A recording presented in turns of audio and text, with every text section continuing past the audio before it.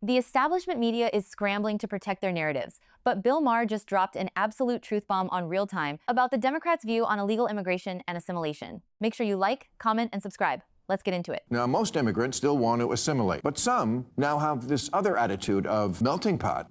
You melt. Look, you don't have to love everything about America. We don't. That's why Yelp was invented.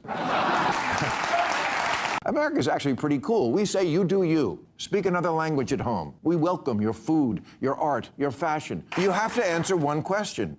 Do you like Western civilization? Because that's what we are, and that's not negotiable. A few weeks ago, a liberal Democrat named Melissa Chaudhry, running for Congress in Seattle, was asked why, among the many progressive causes listed on her website, LGBT rights was conspicuously absent. Because, she said, a lot of Muslims do not feel that way, unfortunately. They heard the word Muslim and have been brainwashed into thinking, oh, some Islamophobic bull is coming now. No, just facts and a little honesty to the people who see everything as oppressor versus oppressed, but can't see who actually does a lot of oppressing. Linda Sarsour is a big progressive hero, and she says, our number one priority is our community. It is not to assimilate. Okay, but that's not really how immigration works. If I move to Japan, I don't get to say, okay, everybody, a couple of changes. First of all, shoes stay on in the house now.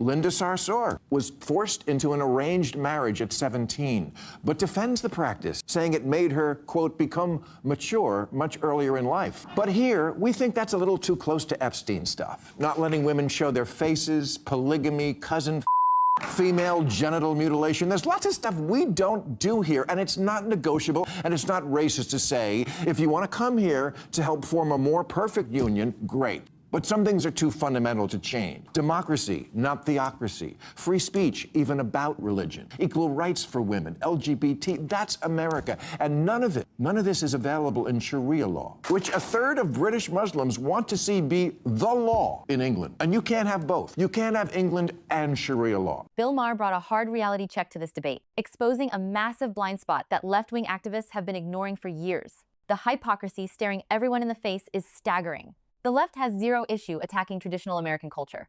Yet the second someone suggests that newcomers should respect our constitutional framework, individual liberty, and equal rights, they immediately scream intolerance.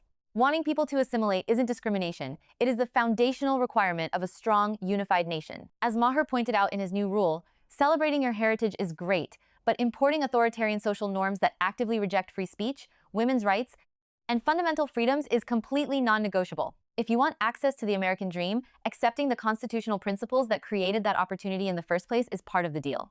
Every sovereign nation on earth expects newcomers to respect its legal system and fundamental customs. Why is America supposed to be the sole exception?